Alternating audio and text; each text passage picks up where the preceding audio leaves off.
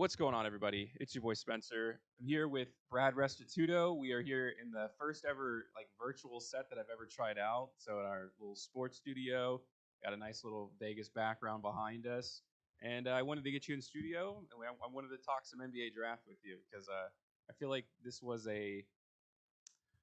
may not be an all pro type of draft, but certainly a lot of maybe all stars or contributors, six mans, somewhere along those lines. I think we're going to see a lot of those players. Like I would say, like 1 through 9. Well, outside of Cade Cunningham, no one is really that much better than the other player. It kind of came down to team preference.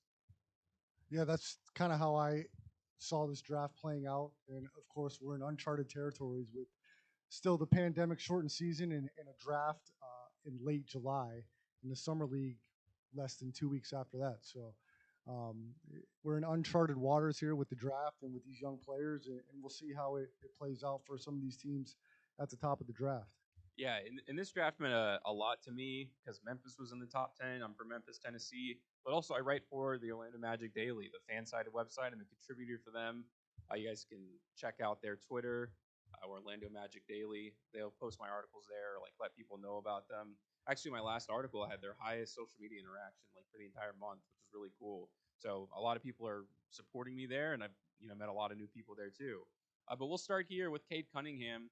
It's pretty expected. I think he is a step above the rest. Reminds me a lot of like a Jason Tatum type of player, but with a nice passing ability.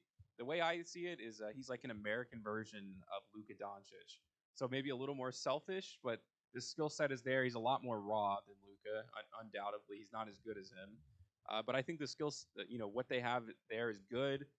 The rest of the Detroit Pistons roster, I'm not so sure about. I really liked Sadiq Bey last year. I think he made an all rookie team, deservedly so. So I'm liking what I'm seeing from him. And other than that, I mean, they wasted their first round pick last year on a guy who had the same hip injuries Isaiah Thomas had ended his career. I can't think of his name. I'll look it up while you talk. But how do you feel about Detroit? I mean, do you feel like this was the right move? I mean, where do they go from here? Detroit's the quintessential definition of a rebuild, Spence. I mean, they drafted two or three guys in last year's draft. Cunningham first overall. Uh, I think still the core of that team is Olympian Jeremy Grant, um, and he's a really good player. And they were pretty competitive last year. I know the record doesn't show that. Clearly, they were the first overall selection in this year's draft, but I think they played a lot of tight games. They played a lot of teams tough. I'm not as sold on Cade Cunningham as the Pistons are, as a lot of people are. I think it's quite the stretch to put him in the same sentence as Luka Doncic. We'll have to see. I think this guy, he's certainly got a high ceiling and potential. I don't know that he comes in and completely takes over the team right away. I maybe compare him to the number one overall pick last year uh, for the Minnesota Timberwolves. I think that they're maybe more similar a player uh, than Cunningham is an elite superstar. So it's going to be interesting to see how that plays out. I don't know a ton about Cade Cunningham, but I feel like I got a pretty good perception of guys just watching a little bit of their play and their dynamic in a team setting.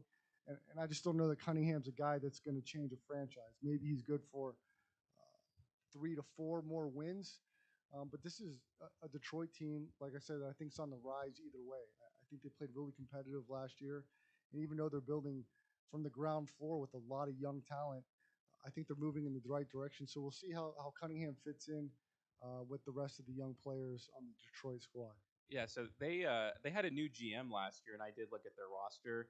So Killian Hayes was the guy from last year who kind of obviously had that really bad injury, and then they got Isaiah Stewart, and I think if I'm not mistaken, they got even someone else from that draft.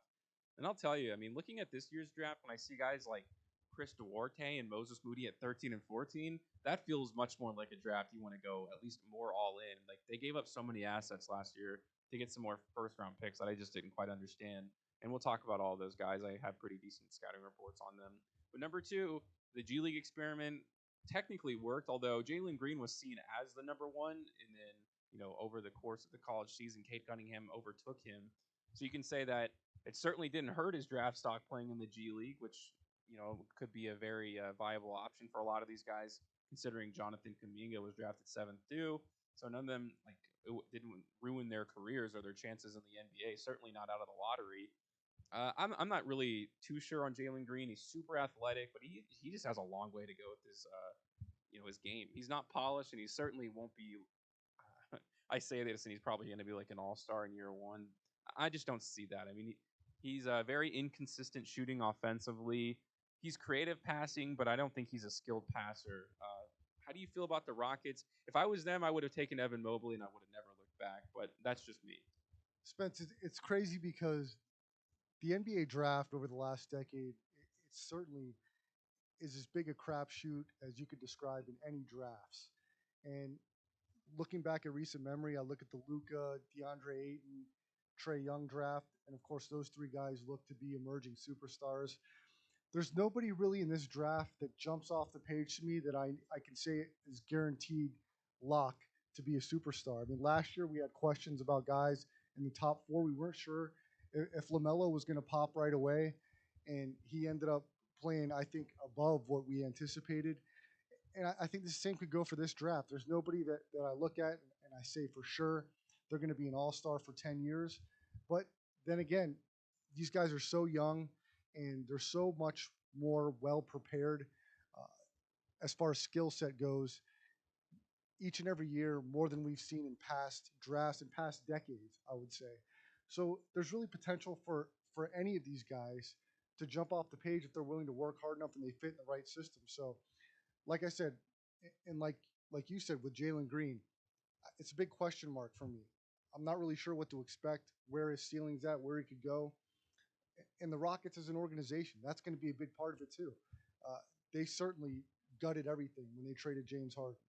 And is it Bickerstaff that's the coach there? I don't know. Or JB, who is the it's Houston Rockets coach? well, it may be Bickerstaff. It may be one of the other guys that's a junior of one of the former coaches. Steven Silas. Silas, That's right. Paul Silas. Yeah, so not Bickerstaff, but Silas. But either way, with the Rockets, we don't really know what direction they're going in. We don't really know, is it Christian Wood the face of the franchise? It looks like Tillman Fertitta wanted to save money and wanted to start completely over. So is this the guy you build a team around? I don't know the question to that. And I don't know that they have the infrastructure within the coaching and the team for this guy to come in and change the franchise. This is a team that'll probably be drafting in the top five again next year. Yeah, for sure. I would say that's almost like a guarantee Yeah. at this point. I would bet on them to get the first overall pick. You probably get decent odds right now, considering there's a little bit of uncertainty for the season. But the reason I think they should have drafted Evan Mobley is uh, this is how I feel about the NBA. It's not about like this style is better than the other. Everyone tried to emulate what Golden State was doing perimeter wise, and obviously a lot of these teams failed, and a lot of them are sitting here in the lottery for a good reason. It's about building a team around like whatever you have and maximizing that. If you have Christian Wood and Evan Mobley, we're talking potentially like Anthony Davis and DeMarcus Cousins when they played for the Pelicans. Look, I know that didn't work out necessarily, but they were like at the time when none of them were hurt, they were running like the fastest paced offense in the league, sporting two big men, and they were dominant. I mean, they both killed it during that time. I will always remember that as one of the great duos, like big man duos in NBA history, even though I think it was only like 2 months before it fell apart. But anyways, Cleveland does decide to pair up Jared Allen and Evan Mobley. I'm not sure how I feel about them overall. I'm not a huge Colin Sexton guy. I'm not huge on Darius Garland either. But they're seemingly committed to it because a lot of trade offers have been circulated around Colin Sexton. They're sticking with their guy. They're a team I think could have really used Kate Cunningham. I'm not sure why they didn't trade up, or I think there was interest in him, but it wasn't reciprocated. The Pistons didn't seem really all that into Kate Cunningham until the last moment. But I like Jared Allen and Evan Mobley, and I think I do Darius Garland and Colin Sexton. They may end up going in that direction anyways. Any thoughts on the USC big man, who I think projects to be Clint Capella with a little bit of a better offensive upside? And if you can get that at third overall, I don't know if that's all NBA, but that is a valuable asset that can help you win a championship to me. I completely agree with that assessment. I think his ceiling is super high. And if he could be Clint Capella with a better offense, which I think he already is, he does have a really solid offensive skill set. I was able to watch him a few times this year, and I think his ceiling is super high. I love the pick for Cleveland. I think I really like what you said with Anthony Davis and DeMarcus Cousins early. If the Rockets would have went that route with Mobley, I like the pairing of Allen and Mobley together. And you still got Larry Nance Jr. on that roster, and you got a couple other young guys um, that can be not only good young veteran leadership, but they can rebound and they can pass and score the ball. I think Cleveland in the beginning of the season last year they had some upset wins and then they kind of fell off a little bit, but they certainly got some guys that could rebound and defend the rim. So I like the Mobley pick for Cleveland, and you know we know what this franchise has been without LeBron James. It's been a complete disaster, and they need young guys that can really hopefully turn around the franchise. I think this guy's a solid pick for them. He's certainly going to be better than the Anthony Davis number one overall pick, I would think. So I think Cleveland really hit a home run here, and we'll see if it pans out for them. Yeah, we'll keep a close eye on them. They'll be one of the more interesting teams. So the first shock of the draft was that number 4. The Toronto Raptors were supposed to take Jalen Suggs. That was completely the expectation. Not that Scotty Barnes was supposed to, not be number 5. Like that was the expectation as well. But they decided to pair up 2 small forwards on the team. A lot of people think this means Siakam is gone. Scotty Barnes obviously played for FSU. Really low kind of ceiling, I think, offensively. He's more of a put your head down and try to get to the basket kind of guy, struggles shooting. But he is the highest effort dude in the entire draft. I think even, Franz Wagner could also have a stake in that conversation. But overall, I mean, you look at the competitive kind of situation for him, they want him to be Draymond Green. And that's kind of, what people compare him to, at least for me when I'm looking at the game tape. I think you can keep Siakam. I think Siakam's big enough to play the 4 position. And if they want to run a small ball situation like that and have him at the 4 and have Scotty Barnes at the 3, I think you can make that happen as long as you fill out that roster, perimeter wise, because Siakam and Scotty Barnes are not going to be lighting it up from any jumpers. Or Siakam, I'm pretty sure, has a pretty low career 3-point shooting percentage. Scotty Barnes, I don't think will ever get there. If he shoots 35% from them from downtown, I don't think they could be any happier. I'm not sure about this. I mean, I think it's a decent pick for sure. I'm not really sold on Jalen Suggs either way. Past this is really when it gets pretty grimy and these guys have to decide who's going to fit their team. But I wouldn't say this is an F at all. It was just surprising. I do think this is an important pick for the Raptors. I mean, GM Masai Ujiri just signed an extension. We're pretty much fully moved on from the championship Raptors a few years ago with no more Kyle Lowry. Of course, Kawhi Leonard's moved on. So who are you going to build this team around? Is it Siakam? Is it Barnes? Is it Van Fleet? Who is the face of the Toronto Raptors at this point on the court? You traded Norman Powell. He signed an extension with Portland. Do you sign Trent Jr. or has he already signed an extension? So look, what is this Raptors team going to look like? Are they going to be able to even fight for a playoff spot in the next few years? This is an important pick for them. They're going to expect a lot from Scott Barnes, and we'll see if it pans out because look, they're clearly committed to Nurse and Ujiri as far as the leadership of this team, and they're putting their trust on these guys. Will be able to build from the bottom up and get this team back competing for a playoff spot and possibly in the title conversation. I don't think it's going to happen anytime soon, but these picks are going to be very crucial for the future of Toronto. Yeah, actually, the more I think about it, to have Fred Van Vliet, Gary Trent Jr., who I believe they did sign an extension to this offseason. Then you go to Scotty Barnes, Pascal Siakam. They can get a difference maker from the center position. They're definitely going to make the playoffs in the East. The East is extremely weak. So number 5, Orlando is kind of caught with their pants around their ankles. They got pants by the Toronto Raptors, and they were put in a pretty tough situation where Jalen Suggs was supposed to go 4th. Maybe they go the Jonathan Kuminga route. I'm not really sure what they wanted to do here, but they took Jalen Suggs, and I don't think Jalen Suggs is a bad player at all. I mean, he's solid defensively. He's not a defensive stopper, but he'll never be a problem, for them on that end. They won't have to mask him at all. Like that's definitely not going to happen. A good, decent passer, especially in transition, but they weren't really a highly fast-paced team last year, anyways. I'm not sure where I settle on this. I think he'll contribute, but now they have this logjam. I mean, R.J. Hampton, Cole Anthony, Markel Fultz, and now Jalen Suggs. And the reality situation, they're all point guards. I don't think any of those guys are meant to play the 2 guard, which I know sounds kind of silly and meaningless to say, like, oh, they're just guards. But stylistically, the way they play, Cole Anthony's pretty ball dominant. R.J. Hampton is a pass first point guard. So I don't really think Cole Anthony's ever going to be in the situation to be catch and shoot. Although I will say RJ Hampton and Cole Anthony, when paired together on the court, had the highest offensive rating for any duo for Orlando last year in their short stint. But it was like 16 games, so it was like a decent sample size. And we all know that Orlando was the worst offense in the league last year, at least in my opinion. But now that leaves you with Markel Fultz situation. But Jalen Suggs has to be your starting point guard at this party. I mean, you put the fourth overall pick in there. That's the guy who's starting on your team.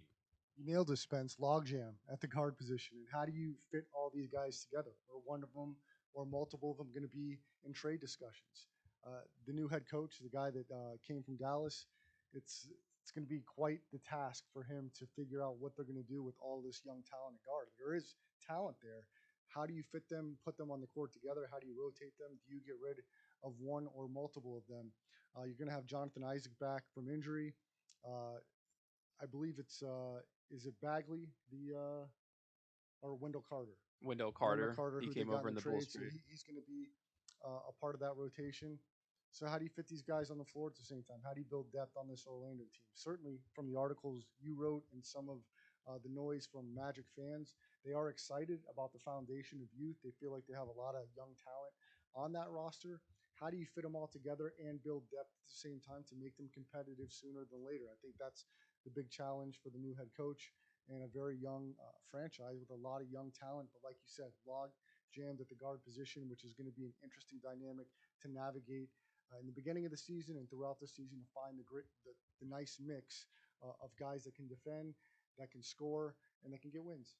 Yeah, so when we get to their eighth pick, I want to go over projected starting lineup with you, and we'll see how that goes. But don't want to talk about it too early. Number 6 was another really big shock in the draft, not to a certain extent. So Josh Giddey's draft position, based on the odds, put him around 10. Everyone thought the Grizzlies were going to take him there, but OKC kind of says, "Well, we're taking him way earlier than people thought." So John, he played in Australia. He is the best passer in the NBA draft this year, like bar none, in my opinion. Cade Cunningham, I think, has the tools to be a great passer, but you want to talk about pound for pound, like actually who can do it right now? Josh Giddey's the guy. So if you can get that out of the forward position, facilitator like that, it can be good. The only problem is a few things. The guy's not extremely athletic. The guy's not a good shooter.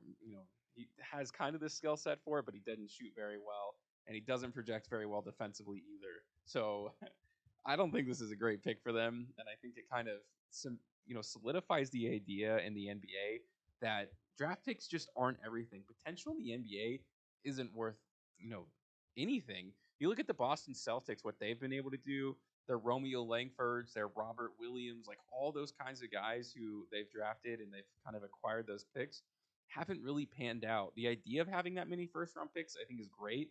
And obviously, OKC's gonna have to condense them eventually because he just can't draft 16 guys in the next I think it's 4 years. You just don't have enough roster spots physically.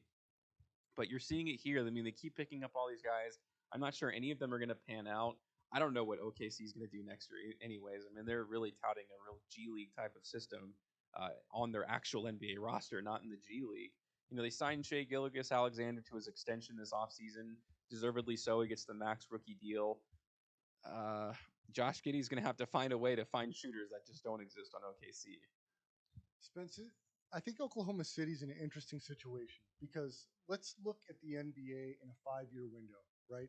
You've got to think some of the top superstars like LeBron James, Chris Paul, Kawhi Leonard, some of those top guys, there's kind of a 5-year window before the youth of the NBA really starts to take over. So if you're Oklahoma City, where do you want to be at in that window during that time? Do you think you're going to draft guys within that 5-year window that are going to be the faces of the NBA in years to come? You've got teams like Phoenix that have Devin Booker and some other young talent, Zion Williamson, guys that are getting contracts that are already trying to take that torch from LeBron and company. Look, KD's 32 years old. You got to think by 37, he's going to probably hit past his prime. So a team like Oklahoma City, what do they do?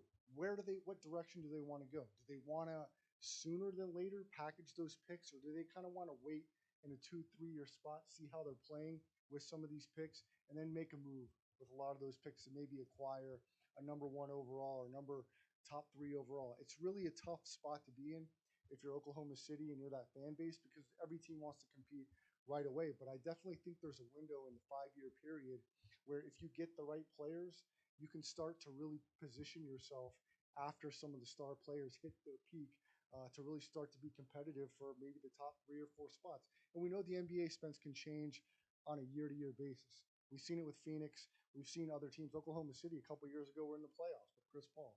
So we know things can change quickly. So how patient are you willing to be, and how quickly do you think you can strike to be in that playoff conversation? Yeah, I mean, if they can get a knockdown shooter at this shooting guard position, like a Clay Thompson, not that that would be physically possible, but they're going to need someone like that to push themselves forward. Josh Giddey's going to have a rough rookie season. I'll just tell you that right now. I don't know what.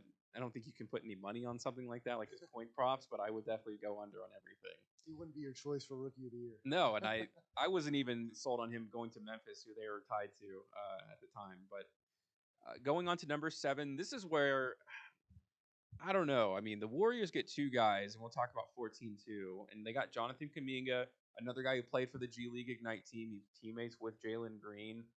I I've liked what I've seen from him in the summer league, and I actually liked him coming into the draft. Super athletic, you know, struggles offensively. That's one of the biggest things that you'll notice actually in the top 10 or just in the draft in general. Not a lot of great scores, out there for sure.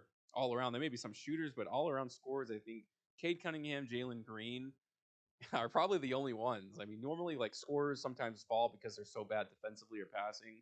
I don't think that was the case here. But they go for the youth movement. I mean, they get last year, they get the center, and now they have the forward Jonathan Kaminga. And later we're going to talk about Moses Moody.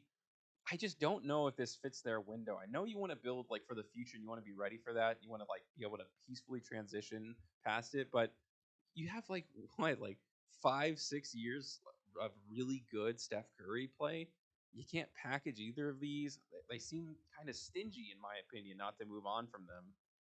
I don't know. I just don't. To win a championship, I'm not sure you can do it behind a bunch of rookies and second year guys. I think this is interesting, Spence. I think this could go 2 ways. I think this could absolutely be a home run for Golden State because they've had 2 years where two of their core players haven't really played the entire season. So they've got a lot of these youth movement guys, a lot of playing time. Jordan Poole, Wiseman was hurt with injury. Nico Mannion, I know, didn't get a lot of playing time, but he was really big for the Italian national team in the Olympics, played outstanding.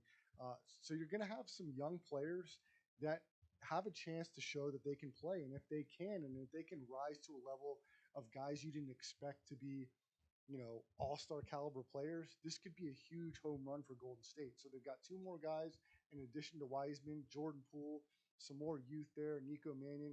If these guys can complement a healthy Steph Curry and Klay Thompson and Draymond Green, the Warriors are going to be serious contenders for a championship very soon. So let's see what Steve Kerr and the coaching staff can do to develop these guys early. Can these guys come in? Can we see a big jump from some of the second, third year guys that have got playing time? Will one of them make a huge jump this offseason and they'll absolutely stand out on the screen and we'll be saying, wow, where did this come from? And who will that guy be? I don't know. But if that happens with 1 or 2 of these young guys, with about 6 or 7 that you can think of, with Kaminga, with Moody, with Mannion, with Wiseman, if 2 of those guys can jump off the page for you and contribute to a healthy core of Draymond, Klay, and Steph, I think the Warriors will have a great mix of youth and veteran leadership and of course the veterans that are absolute dynamic shooters and scorers in Klay and Steph. And I think the Warriors can be a real problem to deal with if they get some of that expected overachievement from some of their youth. I think it makes sense in theory, and I understand. But again, I don't think potential is worth much. When I look back and think, the Kevin Durant rosters, I feel like it's inconsequential because when you have Kevin Durant, Klay Thompson, and Steph, like you're just going to win a championship either way. That's just an all-time roster. But when they weren't with Kevin Durant, how did they win those championships? I think back to Andre Iguodala, Andrew Bogut, Sean Livingston, Maurice Spates, Jarrett Jack. All of those guys were seasoned veterans, and I'm thinking now, like even just the last few championships, like the way LeBron seems, he's like taking the exact opposite. He's picking up as many old guys as he can. We'll see. I mean, obviously, we never know with these guys because they're rookies. I think it's so fascinating though, Spence, because I really do feel like we're at a point in the NBA with the superstars that I kind of am siding with the way the Warriors are going, as opposed to packaging everybody up and trying to get Brad Beal or someone else. The fact that you're going to build around Klay and Steph, but continue to put youth around them and hope you hit a home run. I kind of think that's the way to go in a sense. I mean, I look at what Phoenix did this year with DeAndre Ayton, with Phoenix is a good Bridges. example. Um, and if Wiseman can stay healthy and just jump off the board and make that leap, and then one of these two guys can overachieve and be a first or second team all rookie NBA, and then Mannion gets some playing time and you build that depth with an Iguodala, which you just signed, I think it could be an absolute home run. But then again, like you said, it can go the complete opposite direction. These guys don't jump off, and they're not the guys that you would expect in the top 15 to necessarily jump off the page, which, like we said, the NBA draft is such a crapshoot.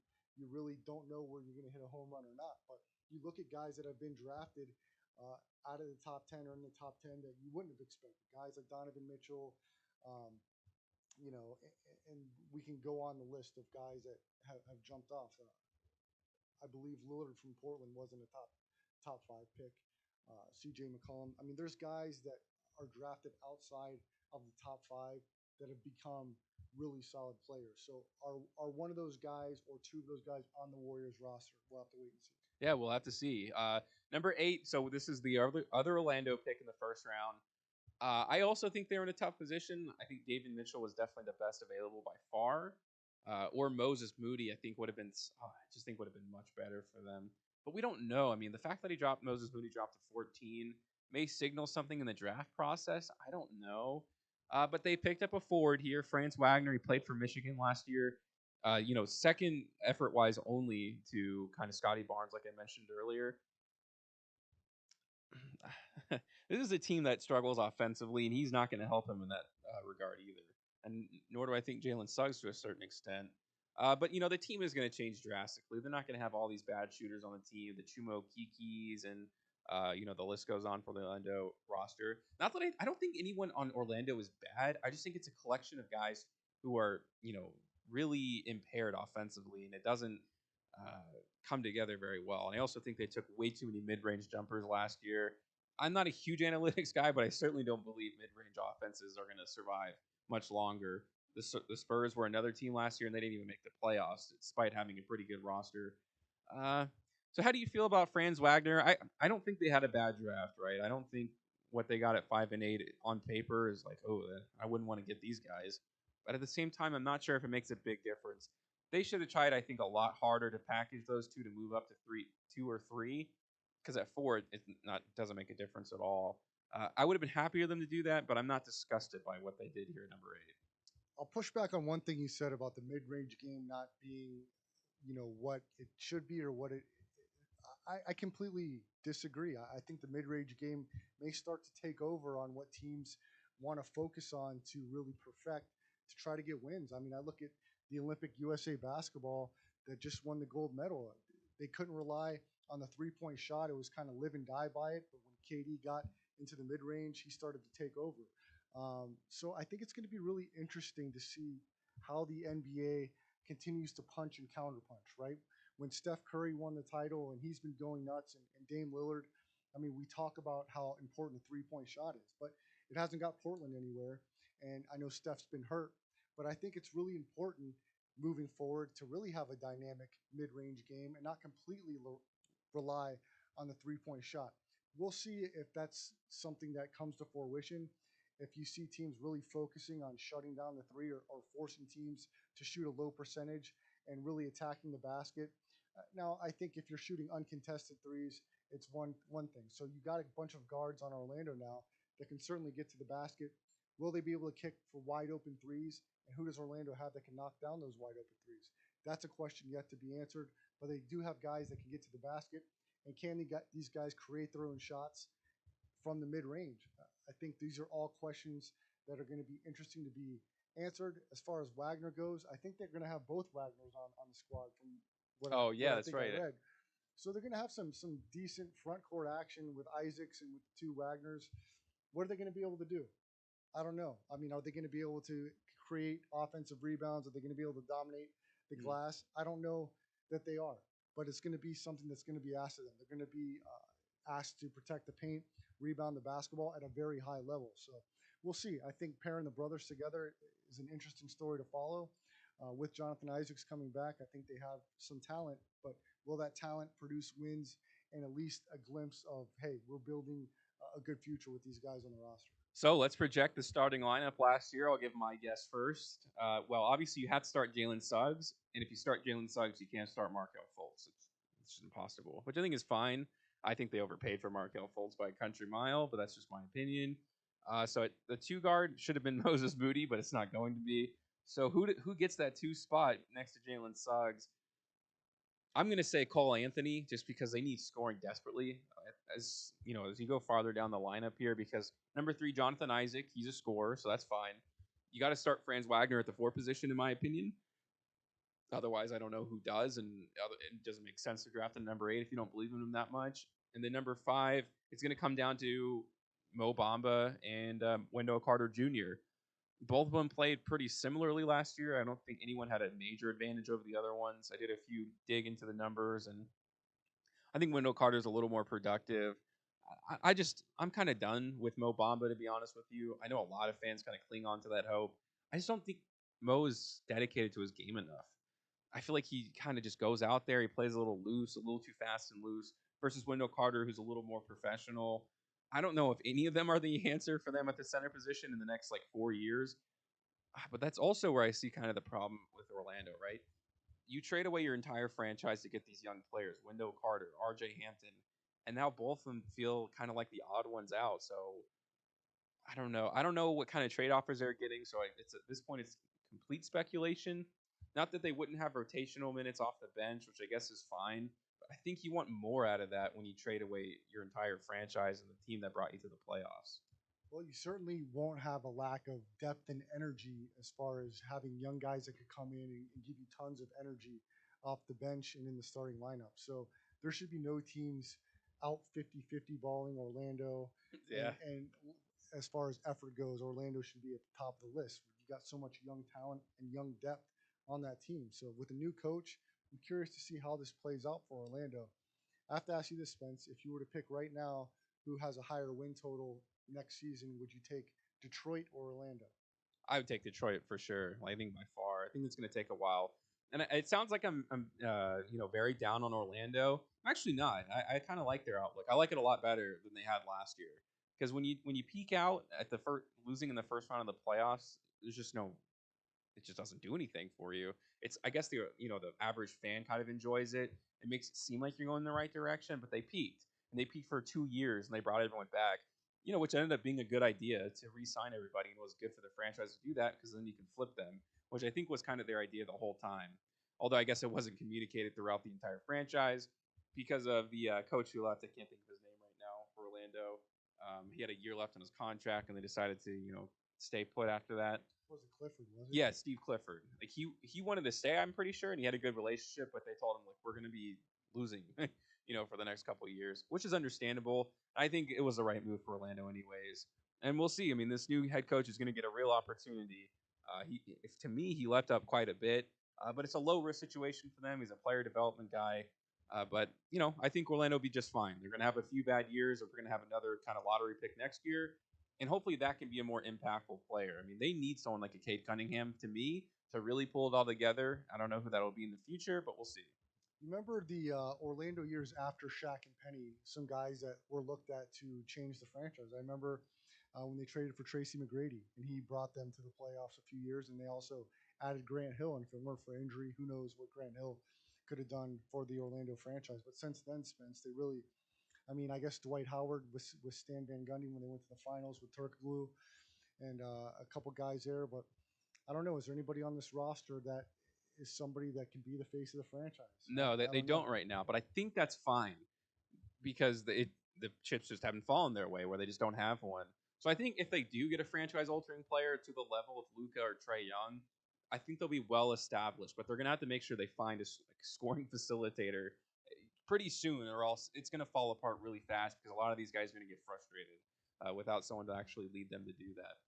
And look, we're in an off season now. That's last year there was no off season really, no summer league, barely any preseason. So there's a little bit more time for the new coaches to work with some of the young guys having a summer league and a proper off season. So we'll see if that helps a team that's certainly super young in Orlando. Yeah, so we'll go on to number 9 now. This is the most frustrating pick in the draft because the Grizzlies leveraged their Okay, we'll talk about the trade in a second when we get to number 10. I don't think Memphis leveraged their future at all, but they traded up to get Davian Mitchell. They wanted to pair Dylan Brooks and Davian Mitchell to create one of the best defensive guard forward combos in the NBA, in my opinion. This guy really high effort, is always on the ball, and he's explosive offensively. Shot, I believe, 43% in his final season at Baylor from beyond the arc, which was a big knock on him. He's still like a 60% free throw shooter. He'll have to, get better at that, considering how often he goes to the basket. That could be a real problem for him. I'm not going to argue that David Mitchell was the best player here at number 9, but I just don't understand how it fits with their roster. I never understand, what the Kings are doing. You want to talk about a logjam? So like the logjam in Orlando is because you just don't know. Like they just have potential, but they don't have, on court kind of presence yet. So they're going to have to see who comes out as the best. But when you talk about the Kings, I mean, you have Buddy Hield, you have De'Aaron Fox, and you have Tyrese Halliburton. Tyrese Halliburton was so good, it created a problem from their last year for their guard rotation. This doesn't help that. I mean, I think David Mitchell will be a starting shooting guard in the league in 2 years, or he should be. So it's like, I think they're working against themselves here. I don't know who they should have drafted instead. I think maybe Zaire Williams, although I was a little high. Maybe they trade back. I don't feel like this was a position for them to take. Yeah, Spence, I know you think the Kings have been a dumpster fire for the past few years. They are. They got a really solid player here. This guy was outstanding in the tournament, national championship, Baylor Bears. He was phenomenal. But you just mentioned it. Where do you fit him in? Can he even play the three? Do you put him No, at the definitely three? not. None of them, and the problem is none of them can. Yeah, so that's a tough spot to be in. So does that mean Buddy Hield's on the move? I don't know what that means. I know you don't think Luke Walton should even have a job there, and it's gonna Definitely he'll not. probably be top of the list of first NBA coaches to be fired next season. Uh, but the Kings, they should be better than what they are. De'Aaron Fox is a really talented player. Buddy Hield can fill it up. I mean, you mentioned Halliburton. This guy with Bogdanovich.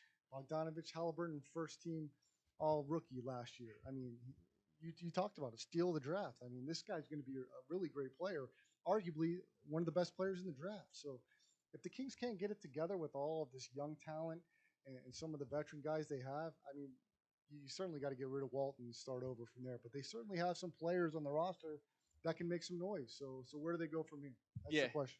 Well, yeah. I also tell you, I'd be lying if I told you I wasn't a little salty because I wanted the Grizzlies to draft number 10. That was a huge part of it. But really, I actually don't see how he fits on the team. It doesn't make sense. So the Grizzlies, another team caught with their pants, down by their ankles, really unexpected. They had to take somebody because they were completely, expecting to take Davion Mitchell there at number 10. The worry was that Charlotte was going to take him, or number 13, the Pacers were going to take him. So they thought, if I can leapfrog, you trade Jonas Valanciunas, you get back Eric Bledsoe and Steven Adams. Everyone says, "Oh wow, they like ruined their team just to get to number 10." I like Jonas Valanciunas, and I think he is a great NBA center. If we're talking 4 years from now, do I think that Jonas Valanciunas is going to be significantly better than Steven Adams? I don't. And did it work out for them here? I wouldn't say so. And they also ended up trading Grayson Allen for a couple second round picks and Sam Merrill. Overall, I'll say I think this guy has a very high ceiling. He's a very boomer bust Zaire. Played at Stanford, so he didn't play at a great program. And he would have been drafted higher, I think, if he just didn't play last year, or honestly, or maybe he went to the G League. He's really raw, but he has a good 3-level scoring projection if he develops himself. And I think the idea is that they want to move with pace a lot. I'm just thinking in my mind, a fast break with John Morant, Dylan Brooks, and Zaire Williams, that is amazing. And also, you look at the rest of their roster. Desmond Bain, obviously, was one of the biggest steals of the draft last year, kind of the Eric Gordon type. Xavier Tillman played way above his means. So again, they're really they really believe in who they draft, and I think they really give these guys a chance. Xavier Tillman hit a huge corner three against Utah Jazz in the playoffs in the overtime. So I didn't know so much about him going into it. I've done more research. I think he could be fine for the team. We'll see. They seem to understand the scouting process after Chris Wallace was demoted a couple years ago or a few years ago going into the Jaren Jackson draft. I'm not sure, but how do you feel? Like, do you think Jonas Valanciunas is like ruining the franchise? Do you think he was a cornerstone of what they did, or was he just never going to be a part of their team in the long term? I think that's a good question. I definitely think in my opinion, Steven Adams works a lot better and more effective in the pick and roll with Ja Morant Yeah. than Valanciunas would. So I think that's a really important thing to look at because I think they could be really dominant offensively just in the pick and roll with Adams and Morant. But also, I think quietly, Memphis is certainly underrated as far as their drafting of young guys over the past 5 years. I think they've really done well with a lot of the guys you mentioned. And I think it bodes really well for their future. And I think with John Morant being the face and adding a little bit of experience and a guy that really can fit well with some things that you may want to do with John Morant and Steven Adams, and then all of the young guys you mentioned. Don't know a whole lot about Zaire Williams, but if he's anything like some of the young guys they've drafted here over the last few years, I think Memphis is certainly has one of the highest rising stocks in the entire league. So they're going to be fun to watch. I think John Moran is the perfect young, up and coming superstar. Aside from the guys that aren't named, Donovan Mitchell, Devin Booker. I think this guy is as explosive as anybody we've ever seen, comparable to Derrick Rose in his MVP years as far as explosiveness, if not more. So it's really going to be exciting to see where Morant takes his game uh, even further coming into next year, and then also adding these young pieces. So Taylor Jenkins certainly looks to be one of the more up and coming young coaches. Can he continue to develop? We talked about before we went live here, Memphis winning the summer league last year, so we know they've got guys that they can develop and they're happy about. Will that continue this year? And if it does, I think Memphis is super exciting. Look, they beat the number one overall seed in game one. I know that doesn't mean a whole lot, but to me, it means a team that's coming. And we saw what Phoenix did. Phoenix was not even a playoff team. They were on the outside looking in. Next thing you know, they're in the finals. If John Morant can take his game to another level where it's already at, the guy's already scoring 50 in playoff games. So what does that next level look like? I don't know.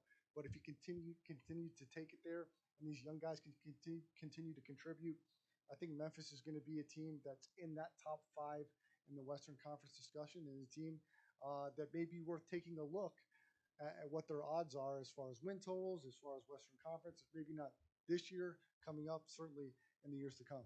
Yeah, the onus is going to be on Jaren Jackson, and I think a lot more than John Morant. John Morant has proved himself to be well beyond I think what anybody thought he would be this early on in his career. Jaren Jackson had a nice rookie season.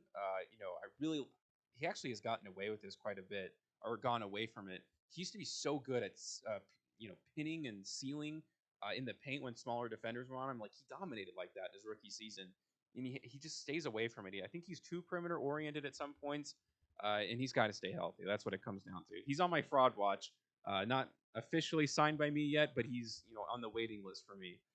Number 11, this guy fell. I wasn't a huge fan of him. I think he was overhyped by a lot of people on Twitter. But at number 11, Charlotte took James Bouknight, played at UConn. A very good slasher, but not a great shooter. Really kind of lazy with the ball. He had a lot of bad turnovers and limited defensively. You draft him for his athletic ability. I mean, that's what it comes down to. I feel like people kind of. Well, I've never seen this, but I feel like the general message around him is he's a John Morant type, like where he's so explosive, athletically. But John Morant was way better at passing, and he's even proved to be better shooting than people expected. I don't know if you know much about the guy. For where they got him, I think Charlotte's a low risk situation. I'm just not huge on the kid. I don't know a ton about him, but I would think that Charlotte would want to draft, if they're going to draft the complement to LaMelo Ball, you'd want a guy that can really shoot and score the basketball. I don't know too much about Bouknight, but I did hear in the draft combine and during the offseason workouts leading up to the draft, he was shooting the ball really well. So I don't know if they expect him to be a guy that's going to develop really quickly into a dynamic shooter. But LaMelo is certainly going to be the guy that controls the ball and has the ball in his hands 95% of the time. He's a guy that's selfless. He's going to be able to create for other guys. So will Bouknight be able to take advantage of that, knock down outside shots, and also when LaMelo doesn't have the ball in his hands, he can score also. So that's going to be something I think they're going to look at on this roster. Yeah, this is actually a smarter move that I'm thinking about because they lost Devonte Graham. He went to the Pelicans, but at the same, Monk also. yeah, they lost him too. So Devonte Graham, I think, is known as a scorer and a shooter, but he's never shot over 40% overall in his career. So I'm not sure like how different James Bouknight is in that. And obviously now he's on a rookie contract, so it's a better pick for sure. The Spurs, a little bit of a head scratcher here. Jonathan Primo, he played at Alabama, so decent products have come out of there recently. They've kind of built a nice program for guys going to the draft. He's just he's 18 years old. He's the youngest player. But when I'm looking next and I see Chris Duarte and Moses Moody, those are guys that are ready to contribute like right now and kind of be good for them. So I'm not sure where their headspace is. I think the Spurs are really laying down at this point. Which I mean, yeah, their window's over, so you might as well just try to like build as much as you possibly can. We'll see about Jonathan Primo. I don't have too many thoughts on the kid though, other than that he's raw. Yeah, I don't know if this is a stretch, but I know it's been a few years since Avery Johnson was the head coach, but he has ties to the Alabama program, and of course, Avery Johnson played for Greg Popovich. Primo played at Alabama. I don't know if there's a connection there at all, but I do know that Alabama did overachieve at times quite a bit last year, and Primo was a big part of that. So you mentioned guys like Duarte, Moody were available also. Look, we know the Spurs aren't what they used to be. I don't know what direction they're going. I don't know how many more years Popovich wants to stay around as the head coach for San Antonio. Is Becky Hammond in line to take over that coaching spot? I don't know the answer to that. I just don't know that they have the guys that are going to get them back in the playoff discussion right now. I could be wrong. DeJounte Murray certainly seems like a guy on the rise. If Primo is what San Antonio expects out of the top 12 pick, maybe I mean, they weren't too far out of the eighth seed, so maybe they're back in that discussion to at least get into the playoffs. What moves will they make or not make in the offseason that hasn't been made yet? I'm not sure. Like I said, I'm not sure what the future with Popovich looks like. So I think one of the big question marks into the season and even in the draft is the San Antonio Spurs, because where are they at now as a franchise that's been so highly regarded over the past few decades, and a team that's certainly not what they used to be. Yeah, it can't last forever. But number 13, what a actually huge difference. There's a 6 year difference between these players. So 18 years old is Joshua Primo, 24-year-old Chris Duarte, a product from Oregon, and I think he has Dylan Brooks to thank a lot for this. He's a very skilled player, but that Oregon, they've produced some good NBA talent, and I think you get more confidence coming out of them, being that it is a smaller, conference and everything. Oregon, kind of a smaller basketball school, in my opinion. But Chris Duarte is a really good outside shooter. I mean, he's a pretty well developed guy overall. He's not going to, wow you with his passing or his individual scoring ability, like isolation situation. But they're not going to need that from him, in Indiana. They have a pretty well developed team. Malcolm Brogdon will be able to find him well. The prospect of those two playing together, I love what the Pacers are doing. I think they've built a nice program, and now they have a really good coach behind them. Rick Carlisle, I'm pretty sure, signed with them pretty early on in his free agency, so he is obviously picking up what they're putting down. I know they're thinking about trading Miles Turner. I would kind of not recommend that, but other than that, they have a lot of guys coming back. And the kid from Phoenix, he had the huge playoff run, kind of with them. I can't think of his name right now. Guard. He used to play for Phoenix.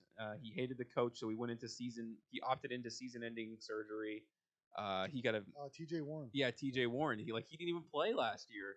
So when you think about all of that, and Karis LeVert, who I'm a huge fan of too, Malcolm Brogdon, Karis LeVert, oh man, Quisto, if he can just come off the bench as a six man, they're a definite playoff team next year. I know they were fighting for it, but they had a lot of injuries. And I even forgot the Domantas Sabonis too. Wow, this is a deep team in the East. I mean, they could make a playoff push, in my opinion, now that they have the right coach. I agree with you, and a lot of basketball guys, I respect their opinion, think the same thing with Indiana coming into next season.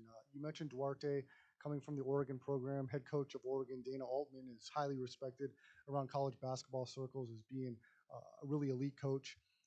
Look, Peyton Pritchard came in for the Boston Celtics out of the Oregon program. He was an All-American player at Oregon, and really was a big contributor for the Celtics last season. And I think Duarte, with head coach Rick Carlisle, is a guy that's going to come in and contribute. I don't know that he starts right away, but he's going to be a contributor on a team of guys that you mentioned that hopefully coming back from injury, some of them will be able to be big contributors. Miles Turner, Sabonis, you mentioned LeVert, and some other guys that have an opportunity to really be impact players for the Pacers this year. Certainly with Rick Carlisle as coach, if they can stay healthy, the mixture of veteran and youth, and T.J. Warren, a guy you mentioned also who had offseason surgery, but absolutely lit it up in the Orlando bubble a couple seasons ago. If you get that kind of production from Warren that you got a couple seasons ago mixed in with guys being healthy, certainly Indiana in the Eastern Conference will be, if all that lines into place, in the top four discussion of a playoff team, in my opinion. So it's a very interesting team to follow this next season. I think Carlisle, smart, respected guy, former player with the Celtics, successful head coach, certainly knew what he was doing when he made that choice to go to Indiana, and a team that not a lot of people will be looking at, but a team I may look at to sprinkle a few dollars on to come out of the Eastern Conference if the money's right. Yeah, it depends. Maybe their division you would also look at. Yeah, division. That'd probably be a better like micro kind of cosm of that. And then last there's one other pick I want to talk about outside of the lottery because I actually like the move a lot. But Moses Moody, we already talked about Golden State, but our shooter from Arkansas, he fell really far, which makes you think that there's something that happened in the draft process. He was not supposed to go outside of the top 10, and he just fell, and it went to them. I think Golden State wanted Chris Duarte pretty bad because that would kind of fit their window a little bit more. A rookie, but a seasoned guy who would be more ready to contribute immediately. Moses Moody is one of the best outside shooters, and certainly probably the best three-point shooter in the entire top 10. I'm looking down here now really quickly. Yeah, I think he actually is. Cade Cunningham maybe, but pure shooting, the guy has a lot of struggles. ISO scoring, but that's pretty typical. And it's a very specific skill set. You're not going to get that at 14th at all. So again, I think he's going to contribute to their perimeter style offense, and another guy who hopefully pans out for them, especially when they're going to need him in the playoffs. It's Moses Moody you're talking about? Yeah, Moses Moody. If this guy, like you said, Spence, is the best shooter in the top 10 and can just catch and shoot effectively, he's going to be an important piece for the Warriors because certainly you're going to have to account for a healthy Klay Thompson, and Steph can get to the basket. So you're talking Steph now getting the basket and kicking the shooters. Draymond's a solid passer. So what are you going to do? If this guy can come in and shoot close to 40% from three, you are going to have your hands full guarding a healthy Warriors team. So this is going to be very interesting. And if he is what you think he may be, Spence, I'm going to be watching him very closely this coming season. Yeah, you don't usually get kind of talent like that at 14th, which is a testament to how good this draft is, I think. This is just one other pick I wanted to talk about. It was number 16. It says here on the board that it was the Thunder, but the Rockets actually traded 2 first-round picks to get to the 16th, and that is the center, Alpin, I can't even say his name. It's like Seguin or something like that. But he's like the only center taken in the first round, which is pretty interesting because centers have definitely dominated so far. The guy's pretty traditional, but I think a really good presence. This was one of the better picks in the draft, in my opinion. Like, I know giving up 2 first-round picks for a 16th pick isn't great, but they have a stockpile, so it doesn't. Again, like I think this is what OKC should be doing. Yes, you maybe overpaid for it, but at the same time, if this is the guy you want, you don't know what's going to happen in future years' drafts. You might as well take it now. And they got a nice center pairing. So they have a traditional center who can score down low, paired with Christian Wood and now Jalen Green. That's a foundation. John Wall will be gone, when his contract's up, if they're not able to trade him, whatever the case may be for there. They're more focused on their young guys. And I know, like, he's not good. Like, on the perimeter, he's just going to get called out. But there's so few like traditional centers. Like Steven Adams is that way. Jonas Valanciunas certainly was. Like, they're just not built. They're just too tall. It's like physically impossible for them to do that. And you can always switch to small ball line if it's a real issue. So again, I just wanted to give a shout out to number 16. I thought the Rockets finally made a decent move, and maybe they're building in the right direction. I do really think, Spence, moving forward, we're going to see year in and year out 1, 2, maybe 3 teams that we completely did not expect to make a playoff push to do so because of their young talent. I think that's where the NBA is moving as guys continue to get older. And who are going to be those teams? Will it be a Cleveland? Will it be a Houston? I think there's going to be 2 or 3 complete surprises each and every year moving forward for the next 5 years or more that we would not expect to be in the playoff discussion that will be. So I'm curious to see what those teams will be and which teams kind of fall off. So it's going to be another exciting season coming up in the NBA, and I'm curious to see how these young guys pan out. Yeah, a big influx of young guys who are going to be able to really contribute year one. So we'll see how it works. But yeah, that is this edition of Delivering Sports. I guess will probably be under my YouTube page, but I'll be posting clips on my Twitter at Spencer the Wiz throughout the week for you guys to follow. But thanks for joining the show. It was really fun. I enjoyed being on the virtual set for the first time. I thought it went pretty awesome. Well. Loved Yeah, it. pretty Loved cool it. stuff. Yeah. So we'll see you guys next time. Thank you very much.